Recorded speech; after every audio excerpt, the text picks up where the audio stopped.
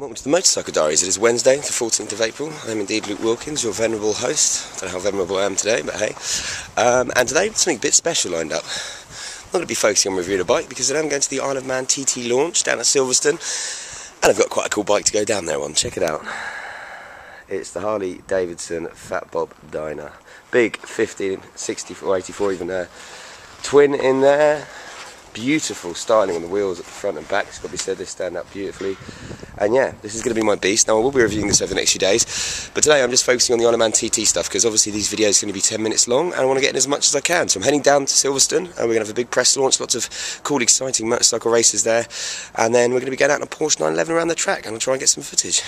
Wicked. Catch you in a bit then. Let's head out in the sun. Hello, so here we are then. I made it down on the Fat Bob rather well, it's got to be said. Lovely little cruise in the Porsche Driving Experience Centre. I've come over here so I can get a little bit of peace and quiet because it's quite manic, as you can see. Lots of people very excited about the launch of the Isle of Man TT. There's some very attractive women in not many clothes, which is always good, and you can see the Porsche Driving Experience Centre, some really cool cars in here as well. So today, what should we expect? Well, they're launching the Isle of Man TT. I've never actually been to one of these events before. I'm going to be doing a hot lap later on in one of the GT3 Porsches, which I'm going to take this camera on board and see if we can't film that. It'll be about 2 minutes worth. Until then, I'm just going to keep the camera kind of rolling once the presentation starts, see if I can't get an interview with a few famous people, and this is kind of exciting. It's nice to be here. But yeah, I'm going to have a cup of coffee first up, and then I'll get back filming in a second. Okay, then quick update. We're still at the Porsche Centre, just waiting for the actual kind of press launch to start. I've already seen Steve Parrish, a few of the guys around here from the world of bike racing. I'm probably just trying to stalk them and get some pictures later instead of proper interviews because they're actually really busy with all the serious racing press. But already very much enjoying this first experience of the kind of proper event launch. I went to the MVF4 launch, that was cool. But yeah, I just want to get out in that Porsche as well.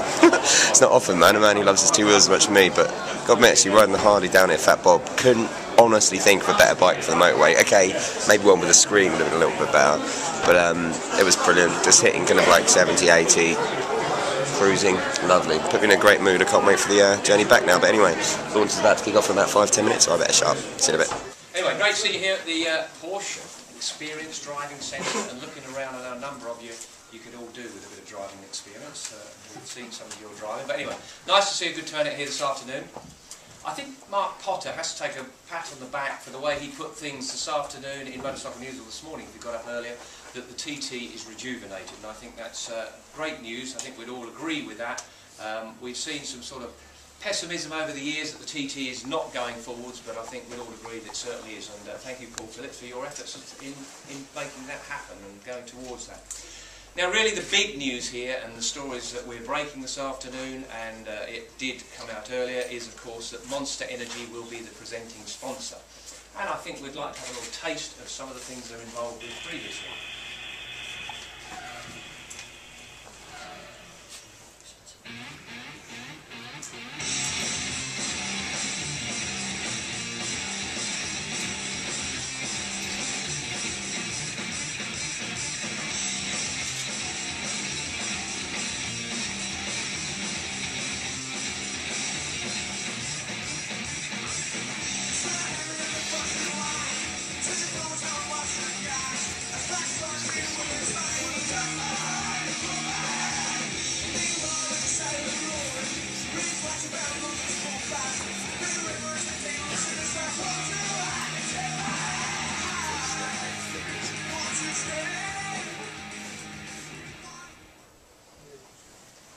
Looking forward to it, ladies. I might get thirsty later on.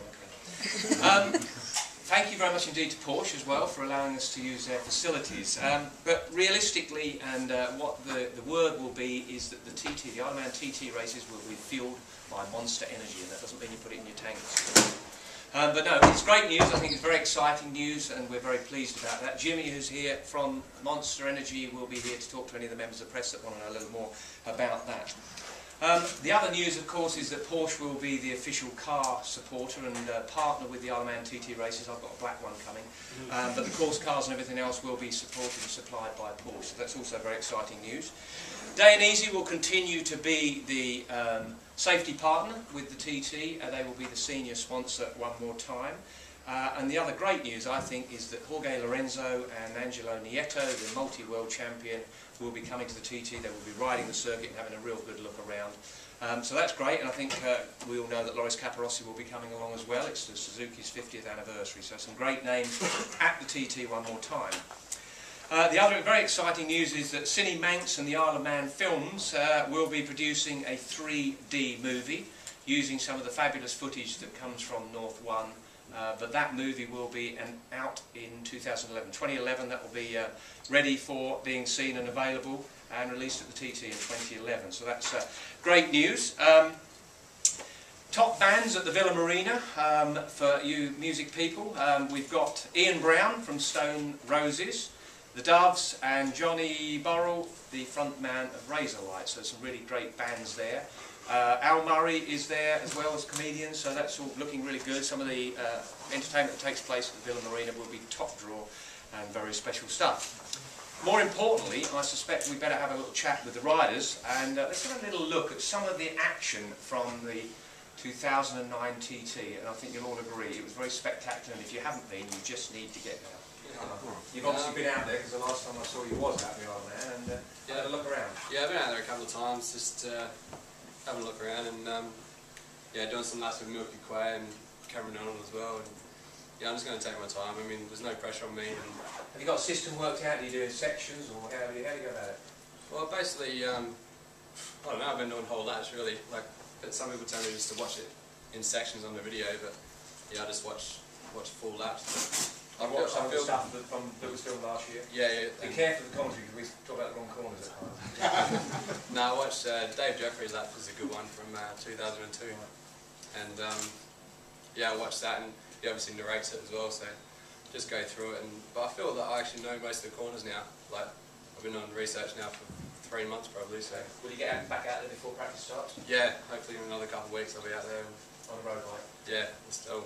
It's probably best in a car, to be honest. Like a lot of people say, like in a car, on a bike when you're behind all the traffic, it's a bit frustrating. But no, we'll see how it goes. I mean, I'm just going to take my time. I'm not expecting anything from myself. So go out there and enjoy yourself. Yeah, so. Round of applause, I think.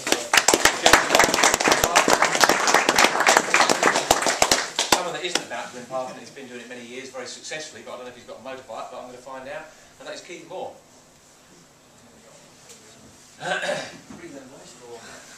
Nice and cosy on the back row there.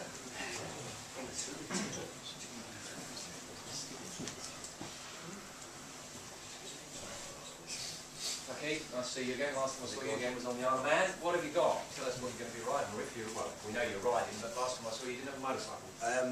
600 Honda and BMWs in the big classes, in the Superstock and the Superbike class. It'll be a kind of evolution style Superbike. I'm going for caution, reliability. Well, that's very exciting. The BMW has obviously proven already that it's very, very competitive, certainly in Superstock form. Yeah, well, I mean, I've never finished the senior TT, so it's become a little bit frustrating, so I decided I'm going to try and finish one this year.